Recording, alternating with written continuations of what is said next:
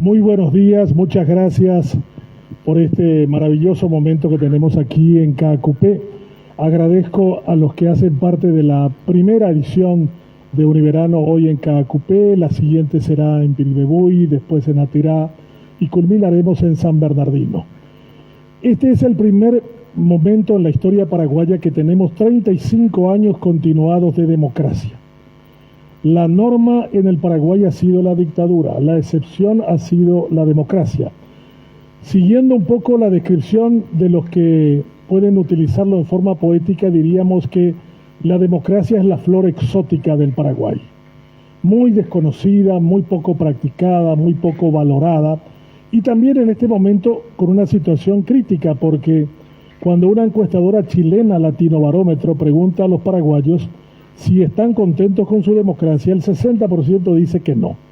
Y que tampoco rechazaría un gobierno autoritario si es que viene para resolver los problemas de la gente. Estamos muy bien en términos macroeconómicos. Tenemos una baja inflación, 4%, frente a casi 200 de la Argentina o de otros países, pero tenemos 2 millones de pobres. Tenemos una capacidad productora de alimentos para 70 millones de seres humanos, pero 2 millones van a la cama sin haber probado un bocado. Tenemos una serie de instituciones que creamos en la Constitución del 92 que existen de membrete, de nombramiento, de nominación, pero no de utilidad práctica y concreta. Este inicio de Univerano tiene 3 miradas distintas como siempre hemos hecho, porque creemos que solamente desde las miradas transversales, desde el aporte que puede hacernos un horticultor, un empresario, un maestro, un ex juez, nos pueden dar algunas claves para poder entender por qué no ha germinado como quisiéramos la democracia que tenemos. Ese va a ser nuestro eje de conversación y de profundización durante estos 4 eventos que tendremos a lo largo de este mes de enero y parte de febrero. Yo quisiera invitar en esta primera introducción a nuestro tema del día de hoy a Armando Barreto. Él es un paraguayo que vivió 20 años en Ginebra, en Suiza, es un horticultor. Y uno se preguntará, ¿qué puede decirnos alguien que cultiva hortalizas en torno a la democracia? Yo les digo siempre, mucho. La palabra cultura viene de cultivar. O sea, solamente somos cultos en la medida que nos cultivemos y que cultivamos cosas que realmente sean valorables en el sentido más amplio de la palabra. Armando tiene una propiedad en el kilómetro 25 de Itaguá y como todos los paraguayos tiene los grandes temas y dificultades de los que emprenden, de los que tienen productos orgánicos en el mercado, que no tienen la energía eléctrica cuando requieren para regar sus almácigos y sus cultivos, o que por ejemplo tiene unos jóvenes que entran a robar gran parte de su producción. O sea, en definitiva, tiene todos los elementos que hacen parte del pequeño productor. Por eso, Armando, para nosotros es un gran gusto que hayas venido, hayas aceptado esta invitación, para que desde tu perspectiva de horticultor nos diga qué es lo que nos falta para cultivar mejor la democracia. Bienvenido. Gracias. Hola, buenos días. Antes que nada, les quiero comentar de que soy horticultor por elección. Un día dije, basta la sociedad moderna, es hora de que yo me prepare y produzca mis propios alimentos. Vivimos en una sociedad de consumo, donde lo único que la gente piensa es en consumir, pero se olvidan el resto que dejamos. Y ese resto que dejamos es lo que estamos heredando a nuestros hijos, es lo que estamos heredando a la futura sociedad. Entonces deberíamos de tener una visión más abierta y lo que vamos haciendo, considerarlo para el futuro. Es verdad que sembrar una semilla no es fácil, o sea, parece sencillo, cosechar una fruta parece sencillo. Mucha gente dice, sí, estiro la mano y bajo un mango y me lo como, o recojo las guayabas que se caen del árbol.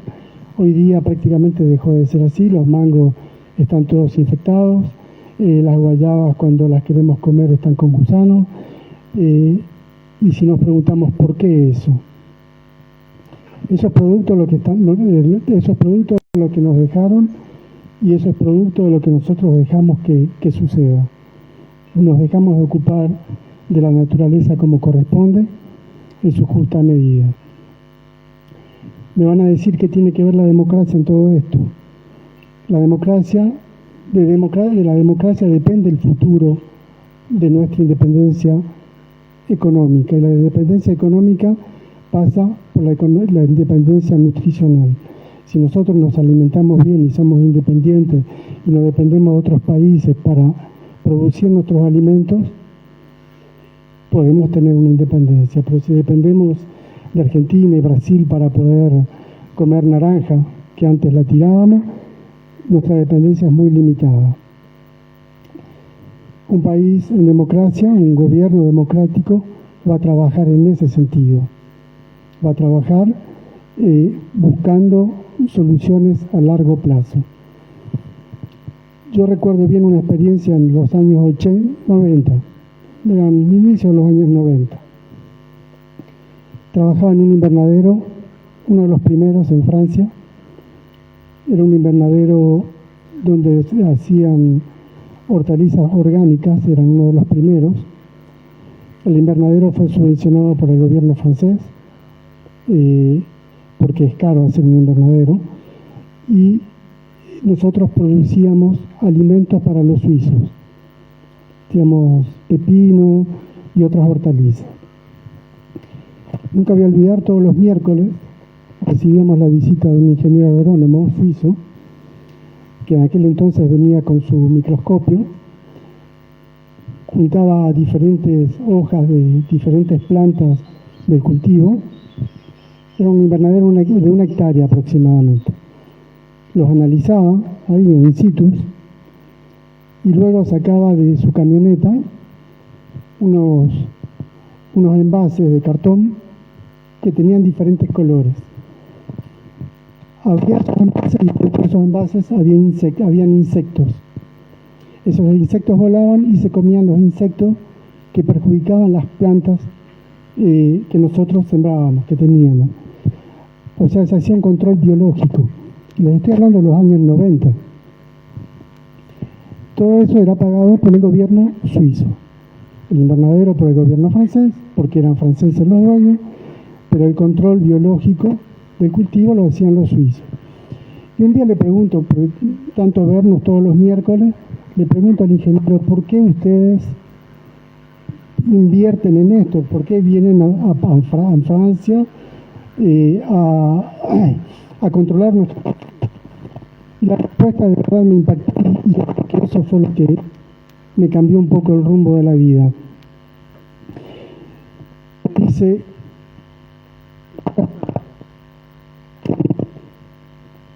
lo que ustedes producen acá, consumen los suizos. La gente que coma esto, que es sano, no se va a enfermar, se va a ir a trabajar, no va a faltar su trabajo y va a producir. Va a pagar sus impuestos y no va a ocupar lugares en los hospitales. Eso se llama invertir. Entonces ahí me di cuenta lo importante que era la democracia en la agricultura. Porque si un país toma en serio la alimentación y lo estaban haciendo en el extranjero, si uno toma en serio la alimentación de la sociedad, de su pueblo, se tiene que ocupar de todas estas cosas. Y cuando hablamos de democracia muchas veces pensamos en Estados Unidos o pensamos en Grecia, ¿no? Estados Unidos, su democracia fue en 1776 y los griegos mucho antes ya hablaban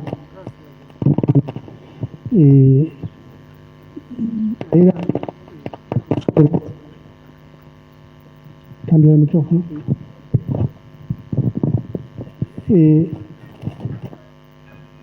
nos olvidamos de los suizos. Vuelvo a Suiza porque yo viví en Suiza mucho tiempo y la experiencia que me tocó vivir, bueno, para mí fue muy importante. Los suizos desde el año 1291 viven en democracia, en realidad. Después el país fue creciendo, eran 3 cantones, después fueron creciendo y se adhirieron otros cantones, pero ellos ya hablaban de democracia, ya combatían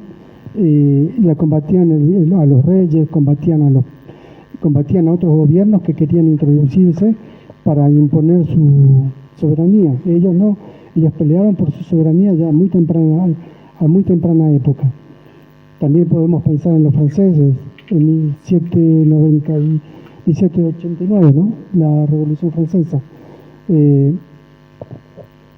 Ellos también.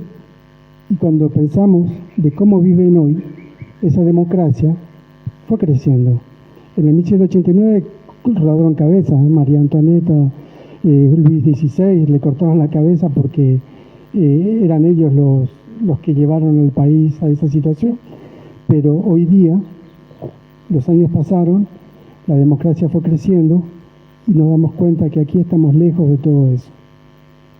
Como sociedad, estamos muy lejos de estas experiencias donde la democracia nos dice y nos muestra el camino que tenemos que seguir para alimentarnos correctamente. Y todo pasa en realidad producir el tema de los granos, por ejemplo, lo acabo de decir, podemos producir alimentos para ¿cuántos millones dijiste? 70 millones. No, por favor. 70 millones de personas podemos producir alimentos y tenemos 2 millones de pobres, de gente que va a la cama sin comer. En los años 90, Monsanto crea la primer semilla transgénica y su promesa era terminar el hambre en el mundo. Volvemos a la alimentación. Prometía terminar con el hambre en el mundo. 30 años después, creo que en aquel entonces había 80 millones de gente que no tenía para comer. Hoy día son 76 millones, o sea, no terminó con nada. Al contrario, sus granos sirvieron para alimentar los vacunos de los europeos, pero no para alimentar a la gente pobre. Entonces, lo que tenemos que ver es qué queremos de la democracia, a dónde queremos ir y en qué la democracia puede contribuir a nuestro crecimiento y como sociedad. La agricultura en general da muchísima mano de obra y crea una independencia económica. Y esos son 2 puntos que no tenemos que dejarlos de lado. Para mí son los fundamentales. Por eso yo decidí producir mis propios alimentos. Yo produzco mis gallinas, mis patos, mis huevos, mis hortalizas, prácticamente todas para mí. Hasta papa hago para mí. Papa, mandioca, pero eso lo hago personalmente, no lo vendo. Nosotros, como horticultor, en Paraguay hay poco futuro. Entonces, el tener la mentalidad abierta me permitió ver más allá de las necesidades básicas. Si yo voy a sembrar únicamente lechuga, voy a vender únicamente lechuga, difícilmente hoy estaría hablando con ustedes y estaría viendo cómo hago para comer esta noche. Entonces mi enfoque fue diferente. Yo busqué producir alimentos para una clase selecta de la sociedad. Y es así como comencé a hacer flores comestibles, comencé a hacer microgreens. Los microgreens son microverduras. Leí hace unos 10 días, leí en última hora, a un paraguayo fue premiado en Frankfurt por producir microgreens. ¿Viste? En Alemania. Yo microgreens hace 15 años que los hago en Paraguay. Los microgreens son microverduras son los brotes, en realidad. Cuando la semilla germina, crea una pequeña plantita. Esa pequeña plantita está llena de vitaminas y propiedades, que si comiendo eso, el cuerpo está ingiriendo sus necesidades básicas en alimentación, en pequeña cantidad, pero es la necesidad básica del cuerpo humano. Pero tiene su costo, es para una clase selecta, y hoy día se utiliza más que nada para decorar platos, cuando en realidad debería de ser para consumir. También hago flores comestibles. Y las flores también tienen sus propiedades, pero también se utiliza mucho para decorar platos. Hace 25 años, cuando comencé a producir verdura, hacía rúcula. Nunca me voy a olvidar, vendía la rúcula en un supermercado y me compraban 6 mazos por semana. Y era todo lo que yo vendía de rúcula, por semana. Porque la dueña del supermercado había estado en Italia, había probado la rúcula, le gustó la rúcula y ella quería una vez por semana rúcula en su casa. Hoy día tengo 30 talones de rúcula y no doy abasto.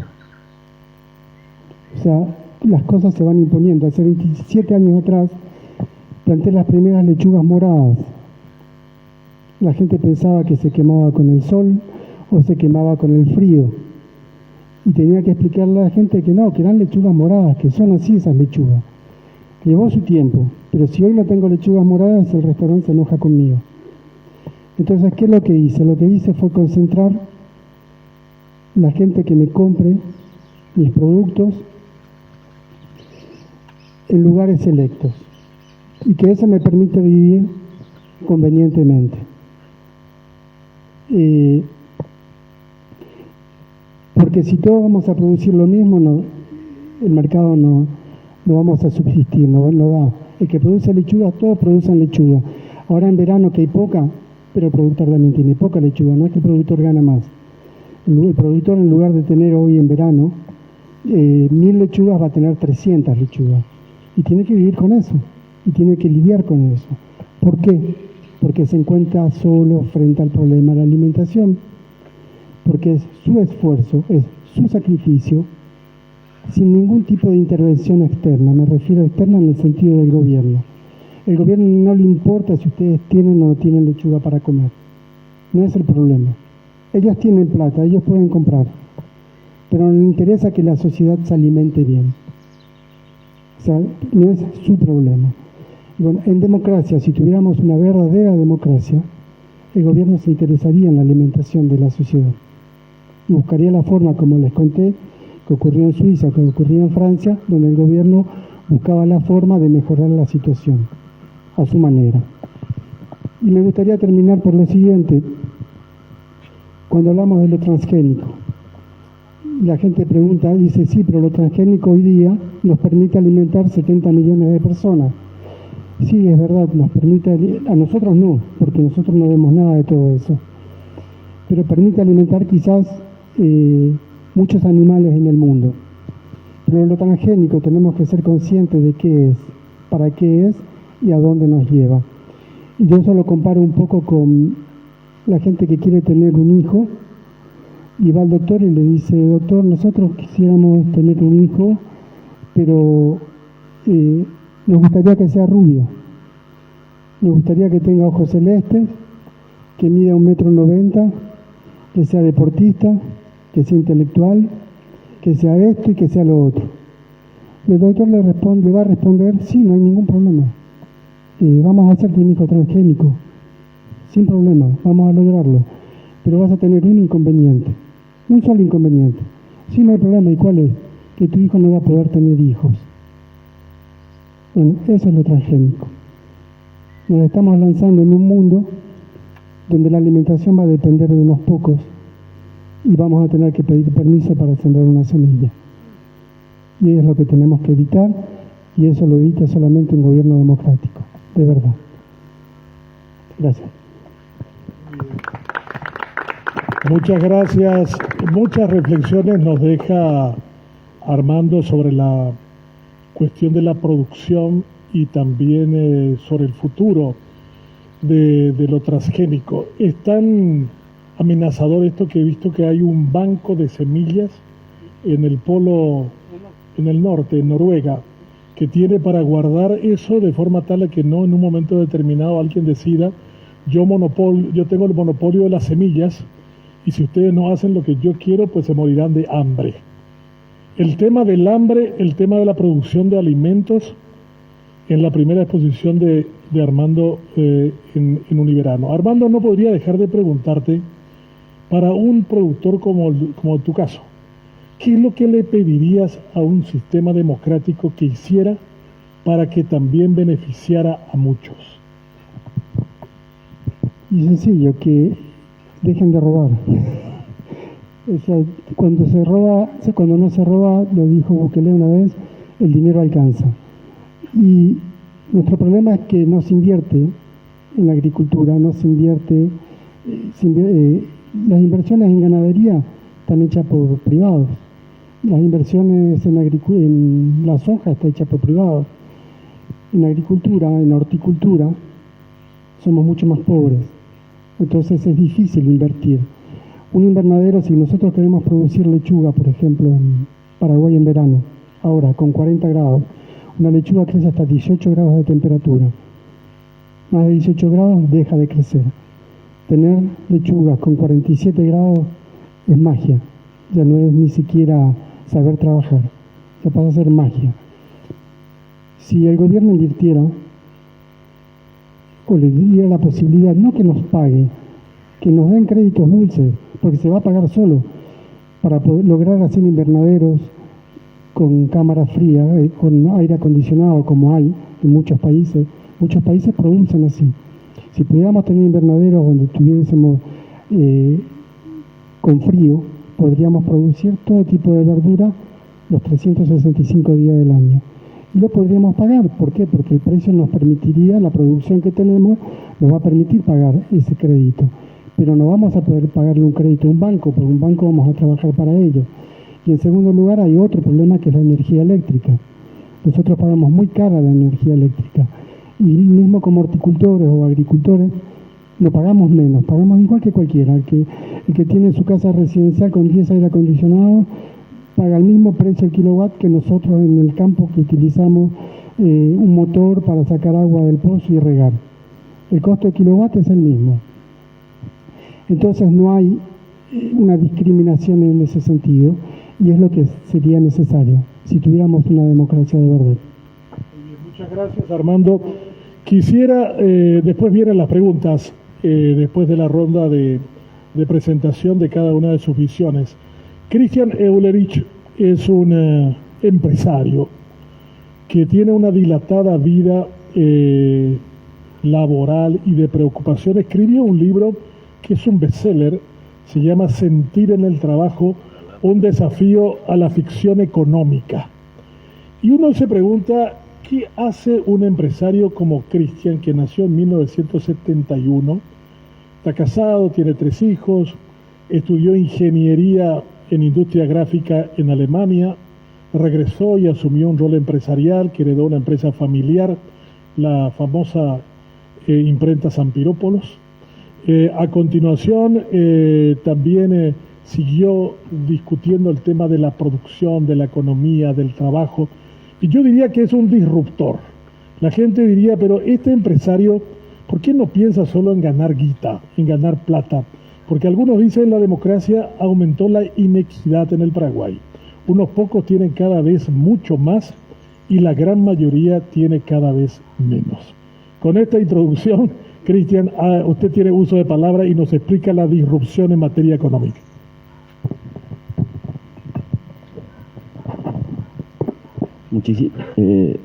Muchas gracias por la oportunidad de estar acá y poder compartir mis pensamientos. Gracias, Ignacio, porque fue el que me habilitó esto. Gracias, Benjamín. Y a todos los presentes. Ya hiciste una pequeña breve descripción. Yo nací en una familia pudiente, una clase social alta. Esta forma de hablar también que tengo es una forma de relatarme, de contar sobre mí, es algo que también lo hago ahora hace unos años, ¿verdad? A partir de comprender mi vida y el mundo y lo que hago de una forma diferente, ¿verdad? A lo mejor 5 años atrás me hubiera presentado como un empresario. Yo creo que soy un ciudadano harto y cansado de los modelos dominantes de lo que nos cuentan. Pero quiero hacer un poco de historia para que ustedes comprendan de dónde vengo y cómo yo también creí en todo lo que me contaron, porque estudié en Alemania. Y cuando uno estudia en un país avanzado como Alemania, cree todo lo que le dicen. Estudié allá porque soy el único hijo varón de una familia industrial, imprentera. Y como vivimos en una sociedad machista y soy el único hijo varón, yo era la salvación. Y me hicieron desde que nací. Eso es algo muy interesante también que entendí recién ahora. Cómo los padres, la sociedad, con el que te relacionas, uno también se hace a través de los ojos de los demás. Así como nos ven, así tal vez también somos, ¿verdad? Bueno, fui allá, estudié los 6 años, se imaginarán, ¿verdad? Y volví con algo, y yo creo que esta es una parte importante que después voy a tratar de no ser muy largo, pero entrar en esto de la democracia. Pero yo vuelvo de Alemania, ¿cómo se imaginarán? Como una persona que cree que sabe más, que sabe mejor, porque estudió afuera. Y en cualquier situación de encuentro laboral, social, uno se siente de una forma particular, ¿verdad? Como que uno sabe más. ¿Qué me vas a contar vos, señor, a mí? Si vos estudiaste en KQ. Yo estudié en Alemania, estudié en Berlín. Incluso estuve en Alemania en el 90, apenas caída la muralla. Conozco Berlín de otra forma, lo que es hoy, bueno, bla, bla, bla, ¿verdad? Vuelvo y también mi familia, específicamente mi tío, que falleció en un accidente de moto en el 2017, me dice: Cristian, este es el país de las relaciones, tenés que meterte a los gremios. Y así entré a la Unión Industrial Paraguaya también, en el año 2008. Bueno, hice todo lo que me dijeron, empecé a escuchar los famosos discursos dominantes que todos conocen: el paraguayo no quiere trabajar, cuidado que te vas a sentar y te van a sacar la silla. El tereré, ¿verdad? Mira, no quiere trabajar. Entonces como que te van metiendo un esquema, un modelo, ¿verdad? Como todos. Y uno cree eso, ¿verdad? Cree porque el que te dice, que es mi tío, que son otros empresarios que yo veía, eran personas exitosas. Exitosas entre comillas, ¿verdad? Bueno, voy a tomar un solo ejemplo, les puedo contar miles. Voy a tomar un ejemplo que quiero hacer una analogía con la democracia.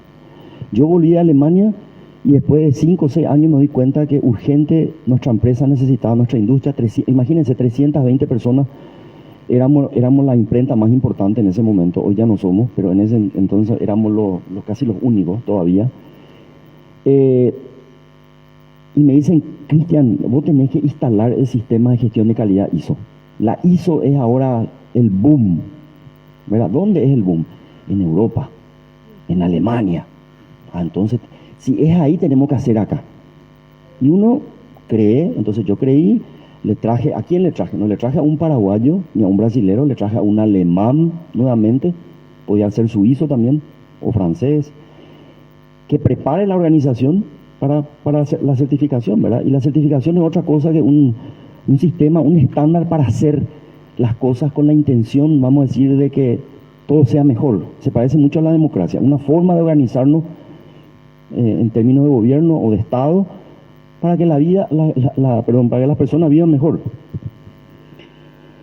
Bueno, y así certificamos en el año 2008, pasaron los años y yo me daba cuenta cómo San Pirópolo, o sea, nuestra empresa, la gente se seguía equivocando, seguíamos fallando. Entonces, ¿cómo puede ser? Y 200 millones, 400 millones, 600 millones al año, 1.000 millones, a la pucha. Después bajaba, subía. Y uno, o sea, yo, para transmitirle, ¿verdad? Uno entra a la empresa que tiene certificación y el que estudió en Alemania, ¿verdad? Entonces uno dice así como: ¿y allá qué pasa allá, señor consultor? ¿Qué? No, y allá hay una reunión de oportunidad de mejora.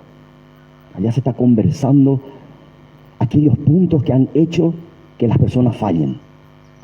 ¿Qué pucha? Y eso se parece tal vez a si preguntaran en una analogía con la democracia, aquello que es, si le pregunto a Benjamín, me va a decir: aquello es un nuevo espacio de diálogo social. Ahí estamos construyendo un nuevo entendimiento social para que la democracia, bla, bla, bla, bla, y siempre hay un bla, bla que te cuenta. Y siempre hay un experto, discúlpenme si acá hay un experto, no le puedo ver mal a los expertos, porque los expertos siempre creen y se les da ese lugar y uno les cree. Entonces a mí un experto una vez me dijo, después de casi 8 años, 11 años tuvimos la ISO, me dijo: Cristian, yo te voy a decir 3 cosas. La primera, urgente tener que empezar terapia. Sos un tipo demasiado ansioso, muy ansioso. Baja unos cambios, hace terapia, tu esposa es psicóloga, porque mi esposa es psicóloga, ella te va a ayudar, te va a recomendar.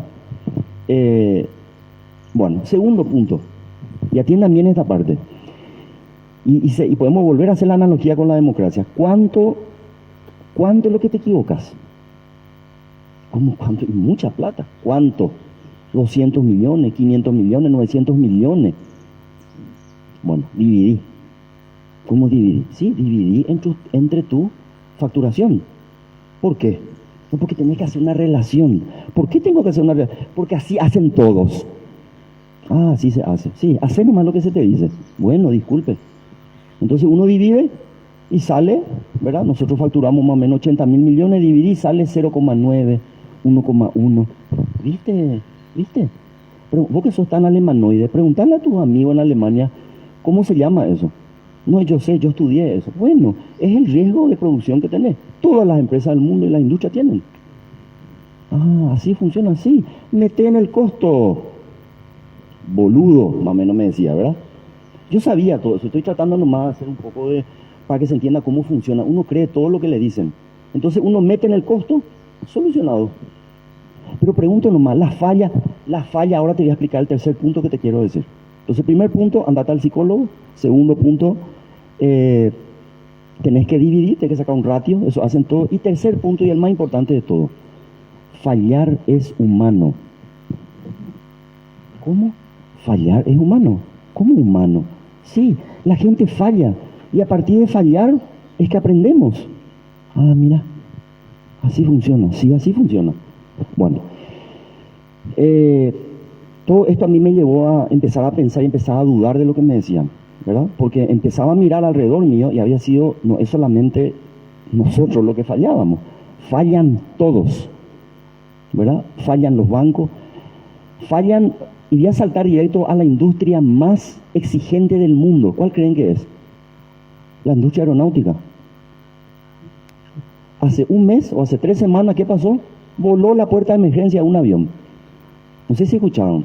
Nada menos que una empresa, la Boeing americana, ¿verdad?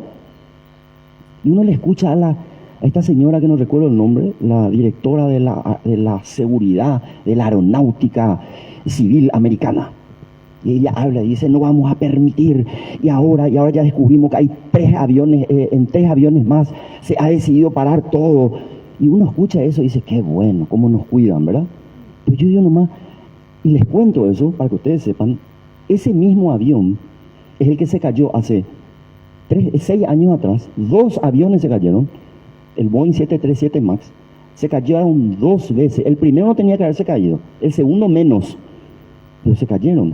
Y cuando uno ve, les pido por favor que miren el documental que está en Amazon Prime, que se llama Fly Risk.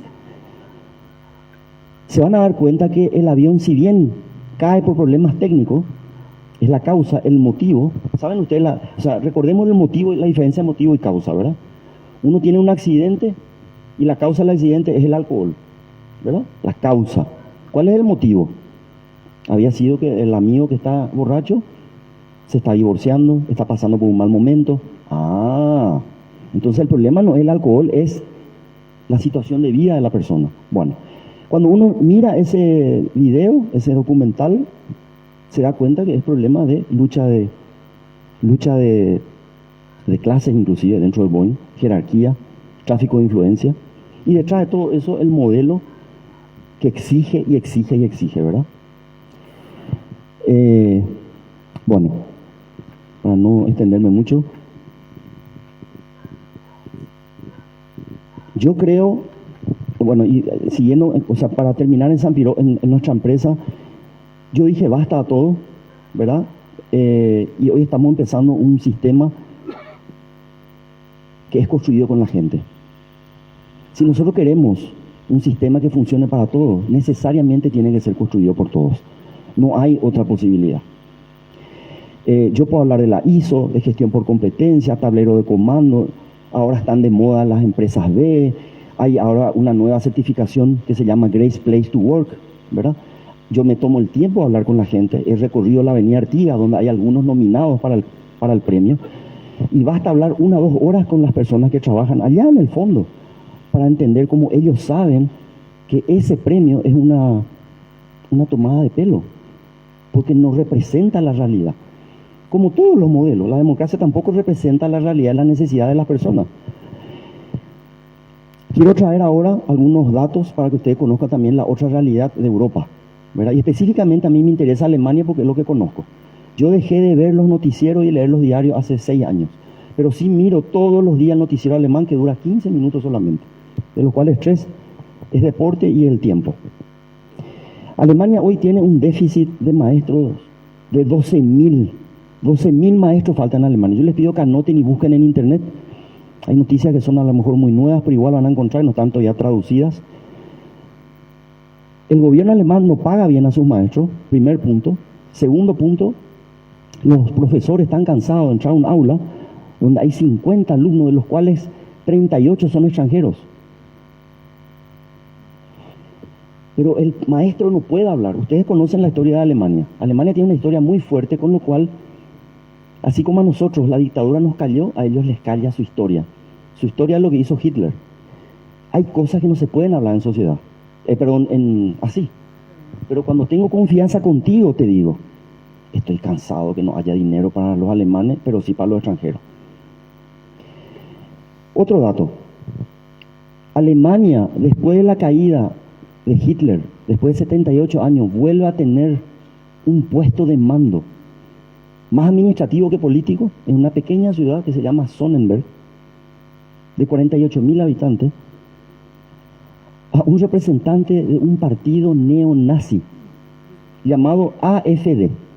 El partido AfD es un partido nuevo en Alemania, nació en el 2012 y fue declarado por la Corte Suprema de Justicia alemana en el 2021 un partido neonazi. Era con tendencia neonazi, pero sí hay, porque son líneas muy delgadas las que separan, entonces no hay como concretamente decir, basta, esto se aniquila este partido. Y ya tiene un candidato en un puesto de mando. Entonces uno dice, yo me pregunto, ¿verdad? Si los alemanes con su democracia tienen este problema, yo entiendo que la democracia requiere urgente una revisión. Nació con los griegos, ¿verdad? Pero nosotros ya no estamos en la época de los griegos. Nosotros estamos hoy en otra era.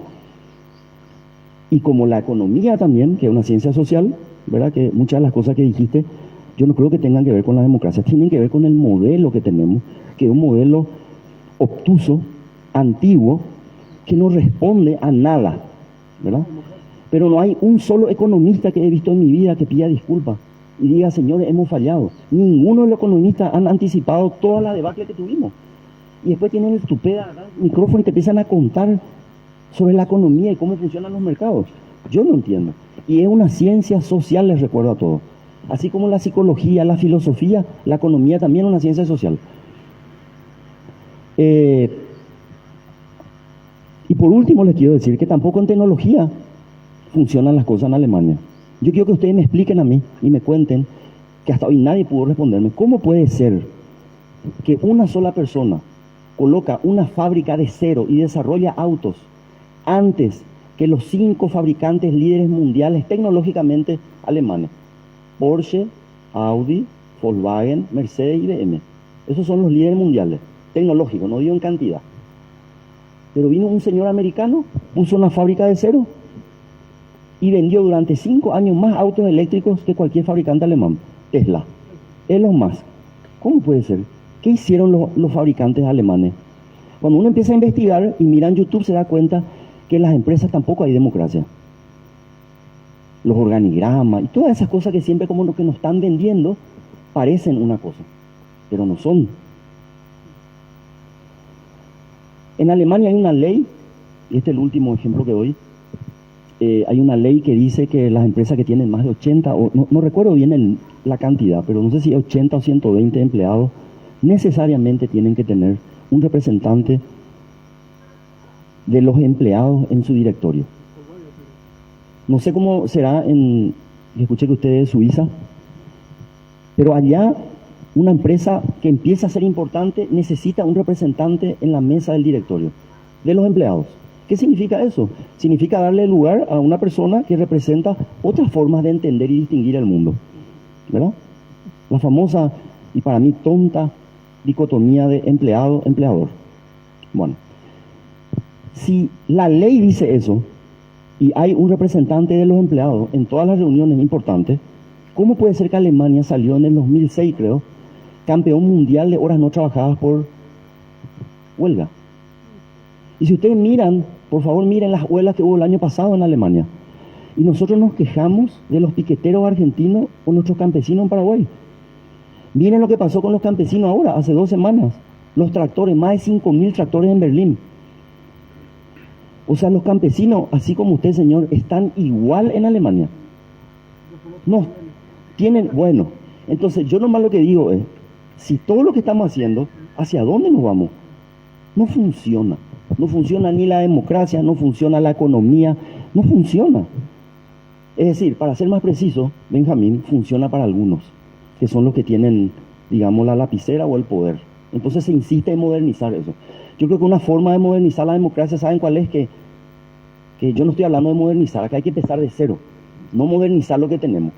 La tendencia o los partidos políticos parece así como que nos hacen creer que, hay una nueva voz, entran los de la izquierda.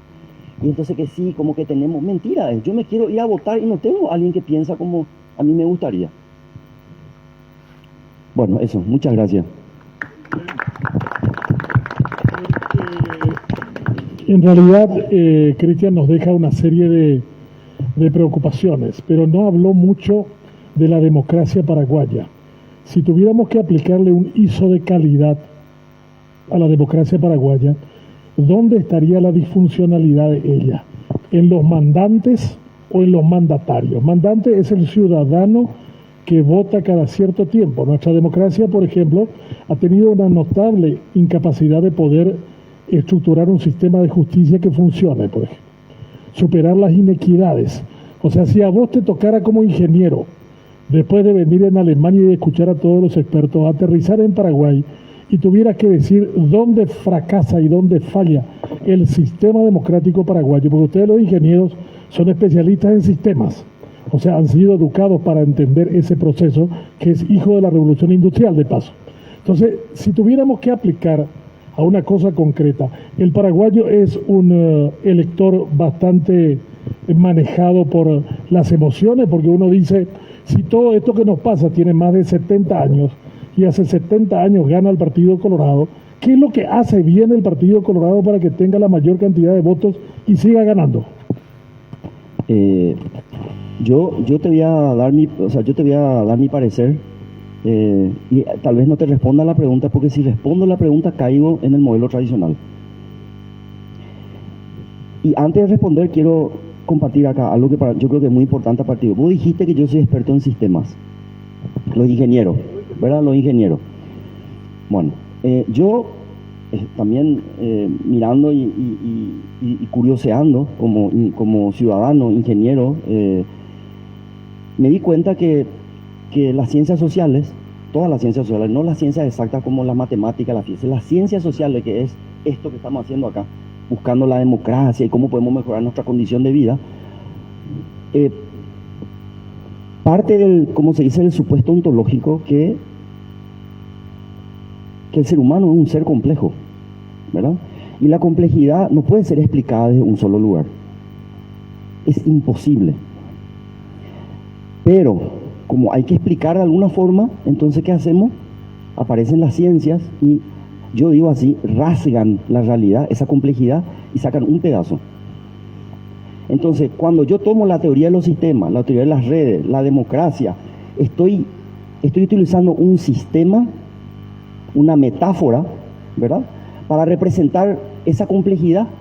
Saco un pedazo, en términos políticos o sociológicos, saco un pedazo y me empiezo a concentrar en eso. Pero eso es un pedazo, no representa el todo, ¿verdad?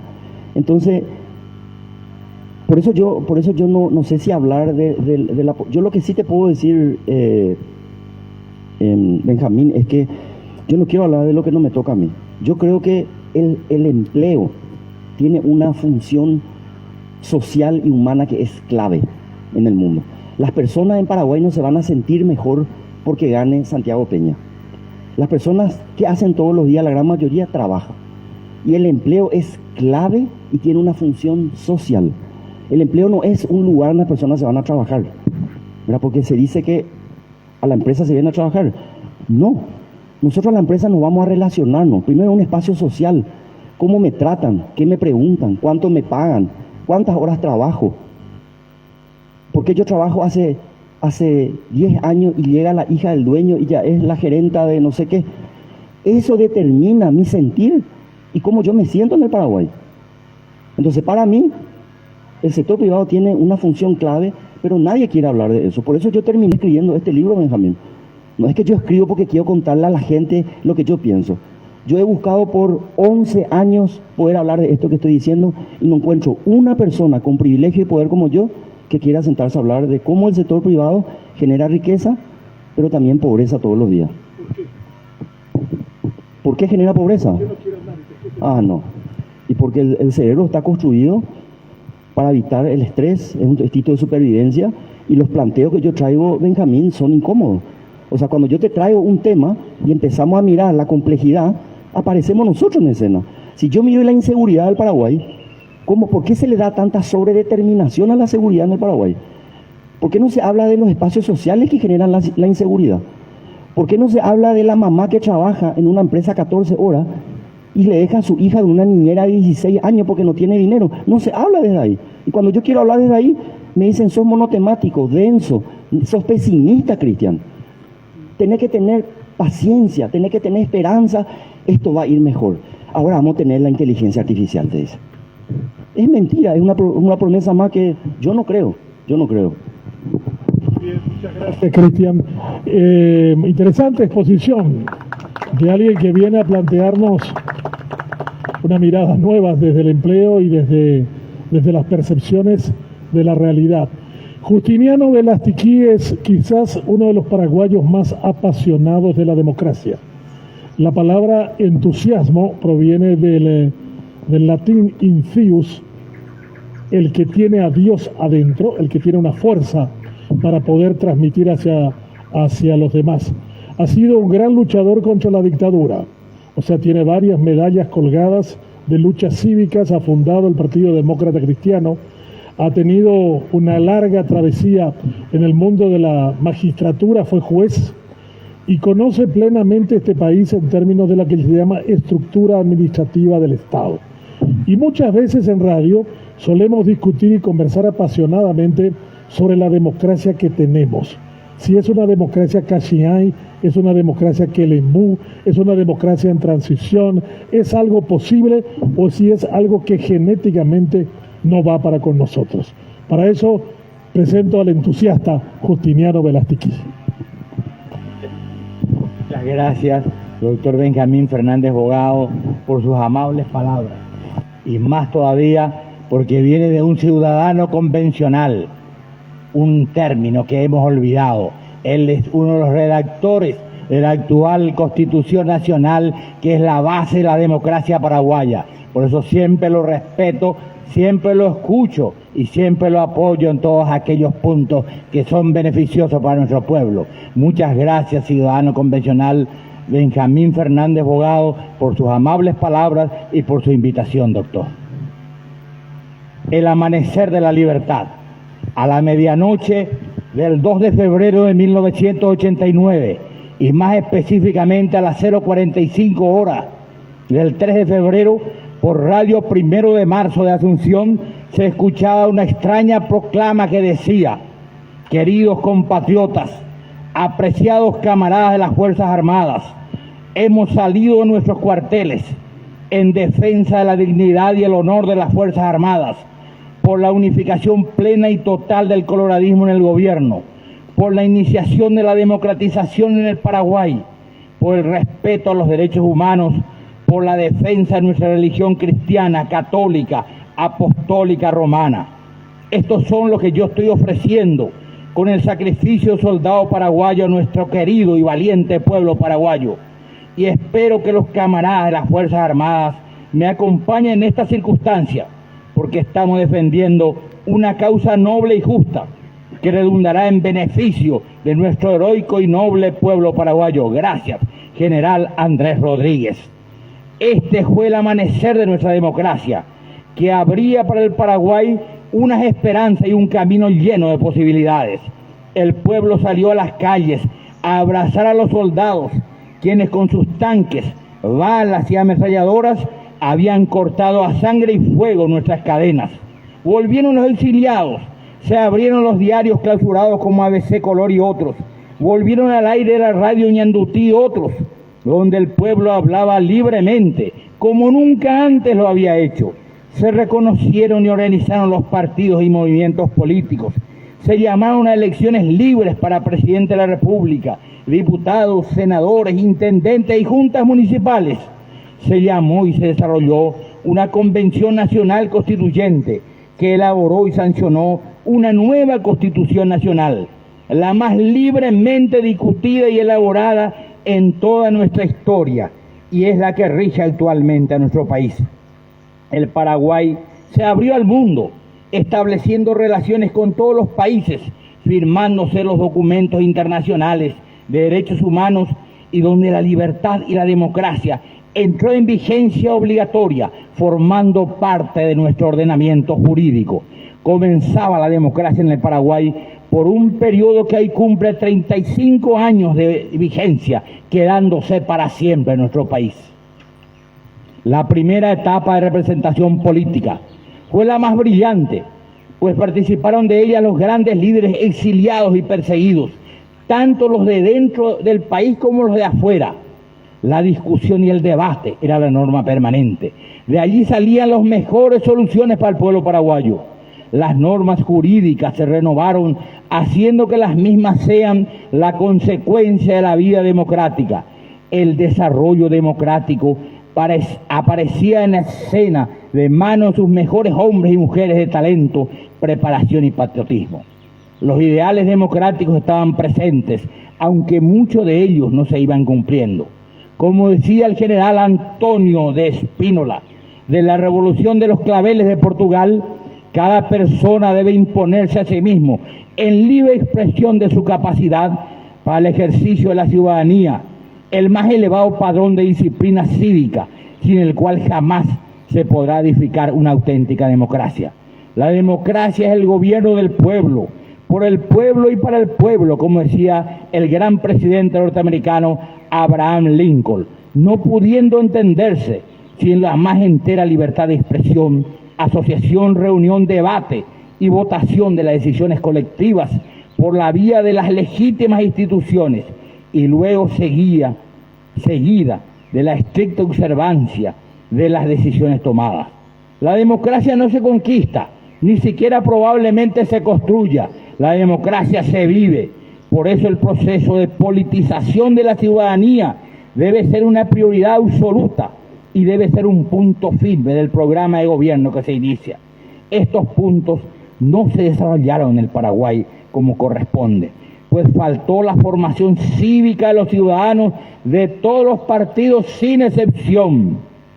El Tribunal Electoral, por ejemplo, que se formó, contó con una base financiera inmensa, un presupuesto extraordinario, con equivalente a millones de dólares, incluso equivalente a 20.000 sueldos mínimos, para ser distribuidos a los partidos políticos para su formación y organización de sus cuadros.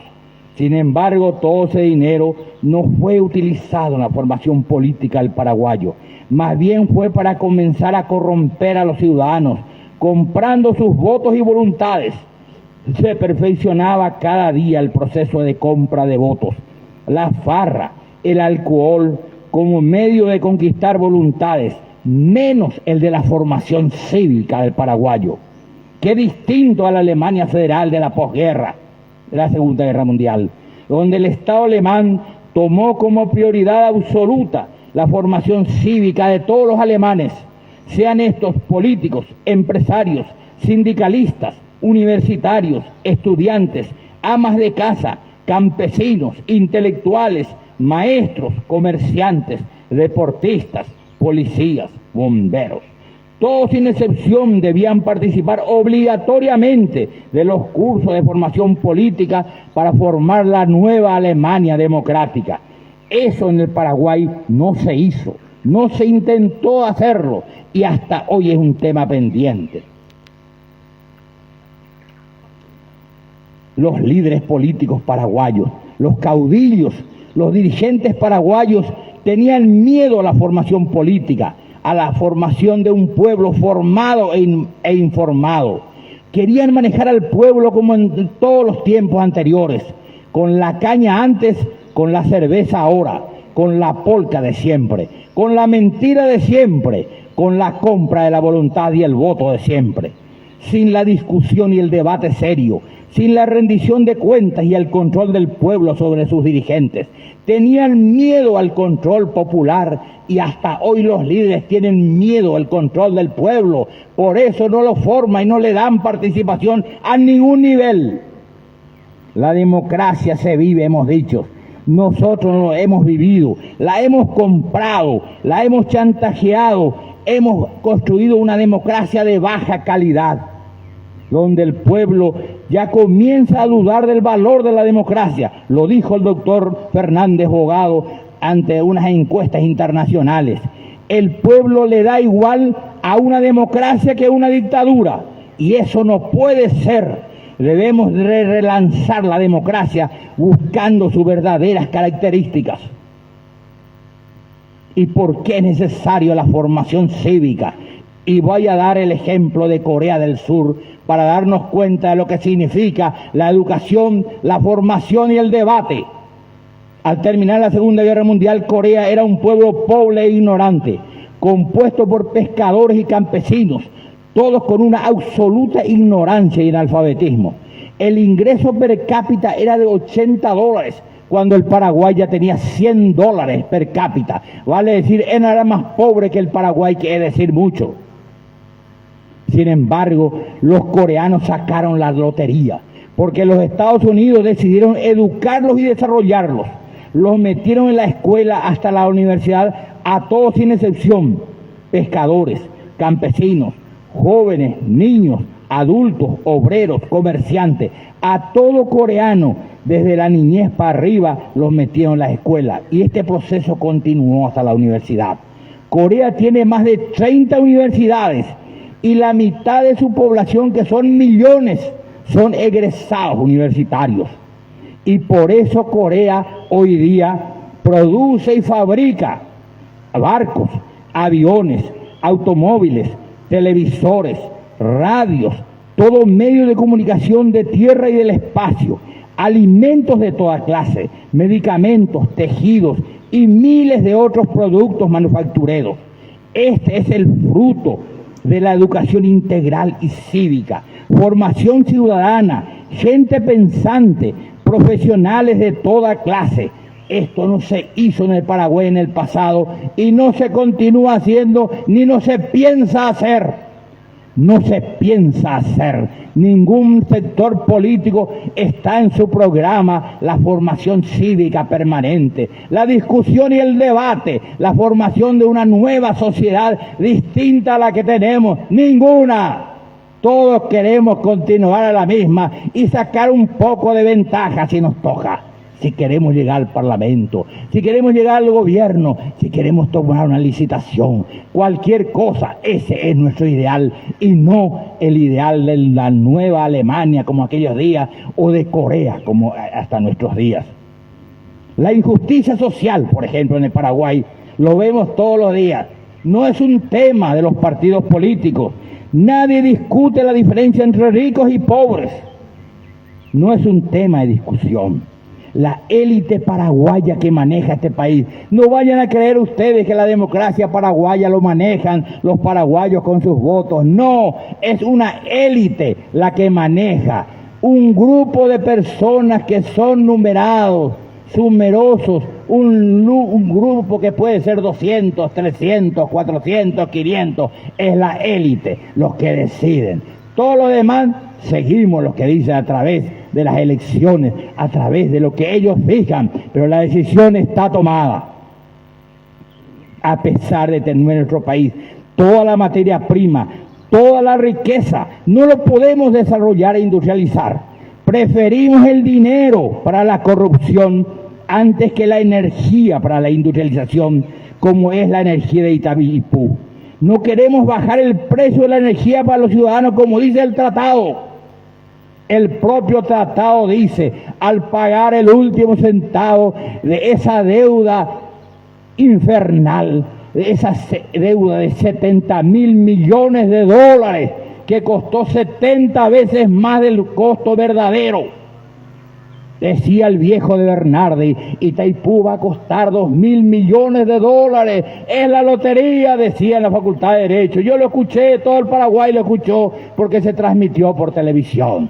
Y es verdad, porque en la época de Correa en el Ecuador se inauguró una misma Itaipú con la misma capacidad por el mismo costo, 50 años después. Vale decir que el costo era verdad. 2.000 millones de dólares costó en Paraguay Itaipú realmente, y en Ecuador en la época de Correa costó 2.000 millones de dólares. Y 70.000 millones, que era el dinero del pueblo, del desarrollo, como decía el viejo de Bernardi, se han robado. Y como decía Bonín, el viejo dirigente de la democracia cristiana, Verastequí, el 70% lo llevaron los brasileños. Nosotros nos tocó apenas el 30%. Así es. Así se distribuyó la plata de este pueblo. 70% llevaron los brasileños, la oligarquía paraguaya, que al final se retiraron de la política. Esos se hicieron ricos, se hicieron industriales, comerciantes, hoy son los dueños de Brasil, pero dejaron que la política sean los políticos. Acá no, los dueños también son de la política, no largan estos tipos. Por eso es que el pueblo no puede participar en la política. Los jóvenes, los idealistas, los maestros, los obreros, un campesino nunca pasó por el Congreso, ni no va a pasar nunca mientras ese sistema continúa.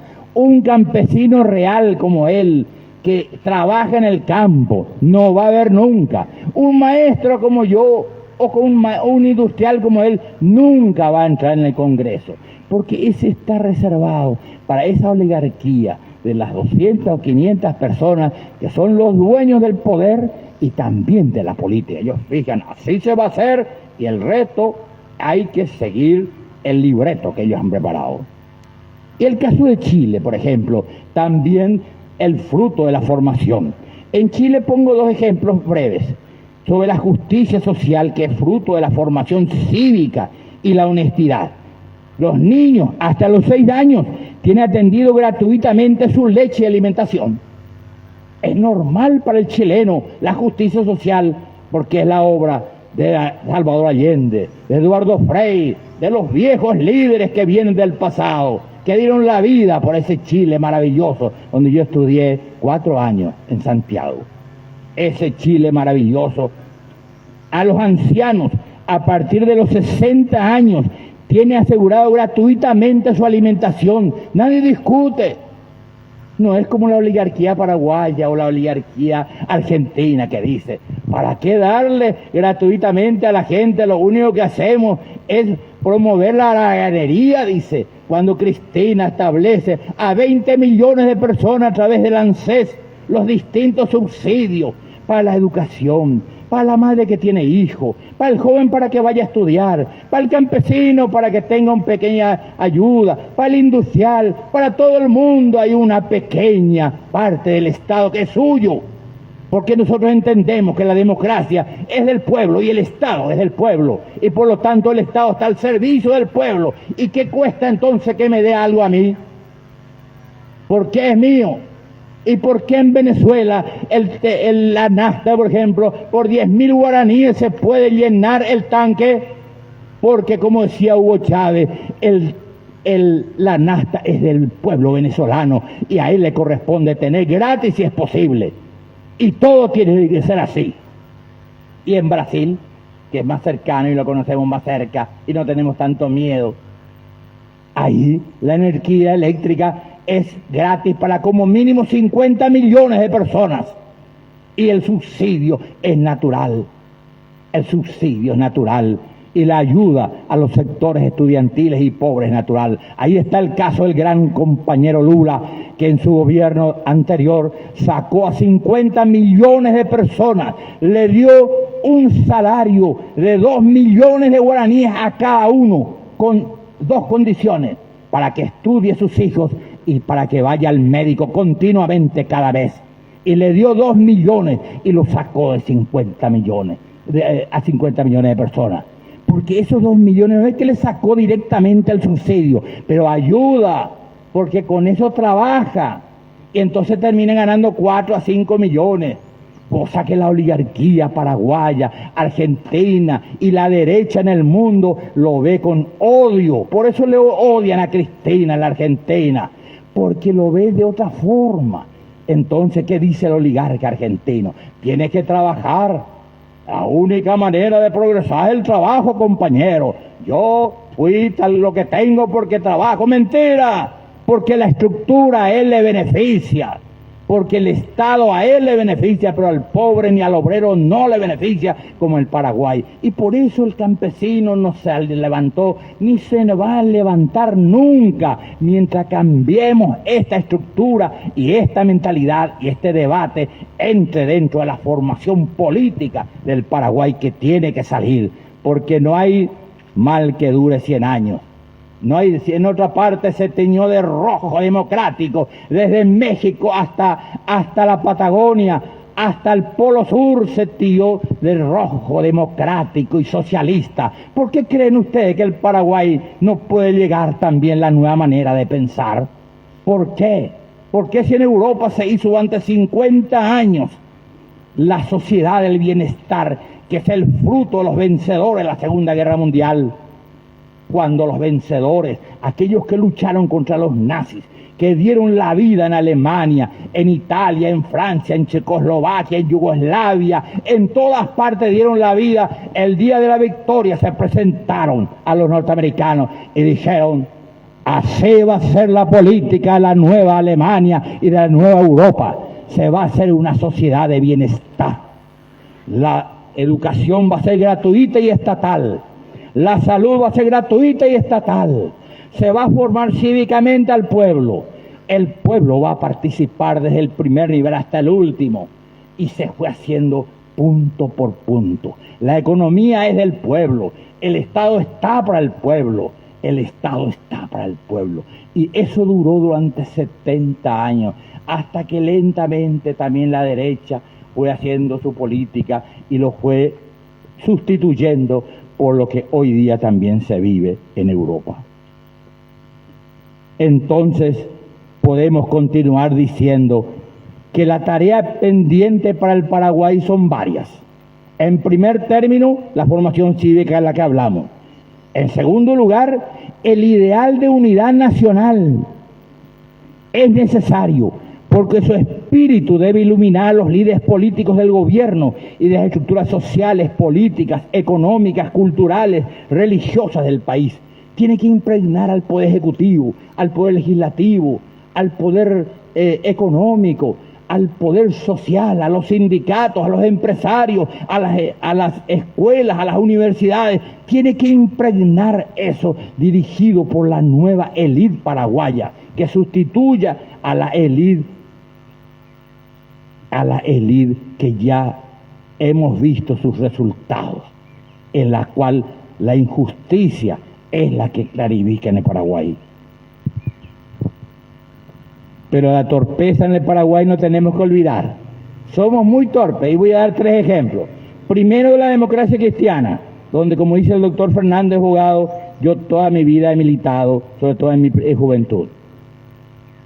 Cuando el doctor Fabián Cañellas estaba en el Ministerio del Interior, un amigo mío, que ya murió, un gran profesor de la Universidad Católica, un gran abogado, un hombre extraordinario, vivía en Santa Rosa, miembro de la Junta Nacional, venía a las sesiones, terminaba a la medianoche, y él llegaba a las 4 de la mañana en su casa, en el colectivo Tomás. Increíble Fabián Cañella. Cuando ejercía la profesión, agarraba su coche en Asunción, hacía una gira de aquí por la Ruta 2 hasta Ciudad del Este. Se iba por la nueva ruta hasta Encarnación y venía por Misiones hasta acá a visitar sus clientes. Impresionante Fabián Cañella, un hombre respetado. Él estaba en una noche en que triunfó el gobierno de González Maqui. Entonces estaba en el Ministerio del Interior con el ministro del Interior, que fue su alumno. Era como quien dice, peaco será, decía él, peaco será, ministro, pejante na sede. Eso en castellano significa, ese es mi hijo, déjenme a mí, hermano, dijo. ¿Y qué es lo que ocurrió? Sí, es Walter Bowe. Walter Bowe estaba distribuyendo, el ministerio estaba del poder, ese era su amigo. Desde allí llamó a la local Democracia Cristiana para anunciar que se estaba formando el nuevo gobierno. Y hay un ministerio para el Partido Demócrata Cristiano. Estábamos reunidos, la Junta Nacional del Partido, en el local partidario, yo era miembro de la Junta. Salió el dirigente Capurro a decir, no podemos participar, no sabemos el objetivo ni las características del nuevo gobierno. Yo, Velastiquí, salí a decir, yo creo que es una lotería, que se acuerden de nosotros, debemos participar aceptando la oferta, va a ser un gobierno de unidad nacional. ¿Qué creen ustedes que resolvió la mayoría? La mayoría rechazó la oferta. Y la Democracia Cristiana jamás participó públicamente en ningún gobierno.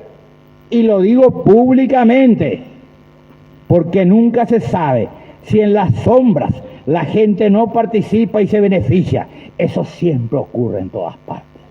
Públicamente decimos una cosa, pero afuera estamos beneficiándonos en el Paraguay, en la Argentina, en Brasil, en Estados Unidos, en todas partes. Por eso siempre decimos a nuestros alumnos, nosotros, profesores de Derecho, no confíen, desconfíen, porque eso les va a ayudar. La segunda anécdota. La otra anécdota es la del Partido Liberal Radical Auténtico, cuando participa activamente el gobierno de unidad nacional junto con Colorado, Encuentro Nacional, bajo la presidencia de González Maqui. Todo marchaba bien. La mitad de los ministros eran liberales. Hasta que un tiempo después, el directorio liberal exige al presidente González Maqui que la mitad de los empleados públicos del país sean liberales, desde luego echando a los colorados para eso. En caso contrario, los liberales abandonarían el gobierno de unidad nacional. Naturalmente los colorados y González Maqui rechazaron ese planteamiento y los liberales salieron del gobierno, abandonaron la unidad nacional. Fue una estúpida decisión.